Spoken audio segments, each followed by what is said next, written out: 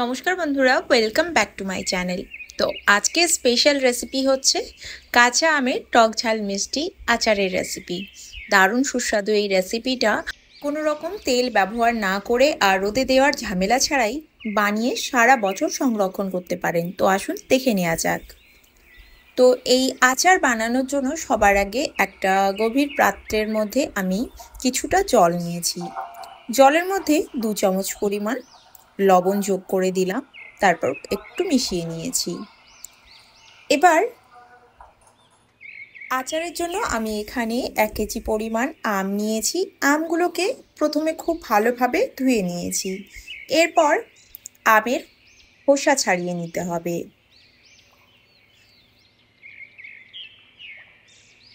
আমের খোসা ছাড়িয়ে নেওয়ার পর আমগুলোকে বীজ বাদ দিয়ে লম্বা লম্বা আকারে কেটে নিতে হবে। তো আমি সবকটা আম কেটে নিয়েছি। এদের বীজগুলো ফেলে দিয়ে লবণ গোলা জলের মধ্যে সঙ্গে সঙ্গে দিয়ে দিলাম।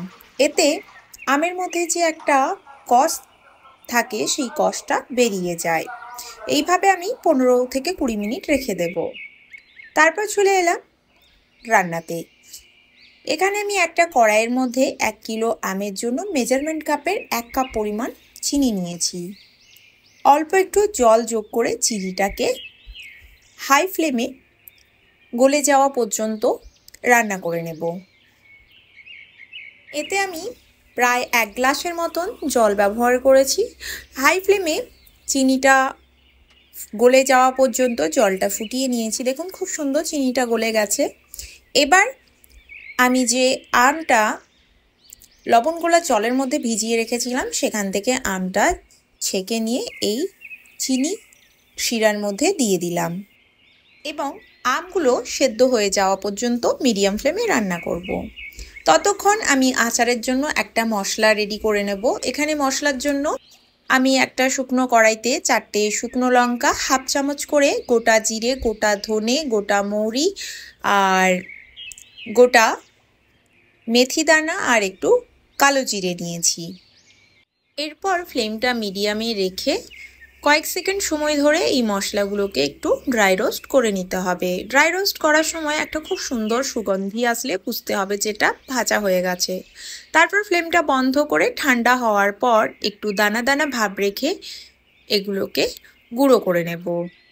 এই মশলাটা কিন্তু অবশ্যই ব্যবহার করবেন, এতে কিন্তু স্বাদটা অনেক ভালো আসে। এদিকে দেখুন চিনির শিরার মধ্যে আমগুলো খুব সুন্দর সেদ্ধ হয়ে গেছে। এটা রান্না করতে মোটামুটি আমার মিনিট 10 সময় লেগেছে। এবার এটা পারফেক্ট হয়েছে কিনা সেটা চেক করার জন্য অল্প একটু শিরা হাতের মধ্যে নিয়ে এইভাবে দেখলে যদি একটা তৈরি হচ্ছে দেখা যায় তাহলে বুঝতে হবে এটা একদম পারফেক্ট। এই সময় এর মধ্যে দিয়ে দিতে হবে হাফ লেবুর রস। চাইলে আপনারা 2 চামচ ভিনিগার ব্যবহার করতে পারেন, এটা প্রিজারভেশনের কাজ করবে।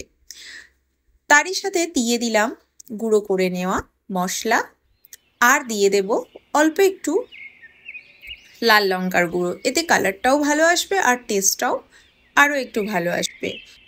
চিনির শিরার মধ্যে আমের টুকরোগুলো সেদ্ধ করার সময় আমি 1 চামচ লবণ ব্যবহার করেছিলাম। ক্যামেরাটা অফ হয়ে যাওয়ার কারণে আমি সেটা দেখাতে পারিনি, তার জন্য খুবই দুঃখিত। আপনারা প্লিজ একটু লবণ যোগ করে নেবেন। মশলার সাথে সব কিছুটা ভালোভাবে মিশিয়ে নেওয়ার পর আরও 2-3 মিনিট ধরে রান্না করে নিয়েছি। দেখুন একদম কনসিস্টেন্সি পারফেক্ট। ঠান্ডা হয়ে যাওয়ার পর এটা সেট হয়ে যাবে। তো রেসিপি কেমন লাগলো কমেন্ট করে অবশ্যই জানাবেন। Thank you for watching.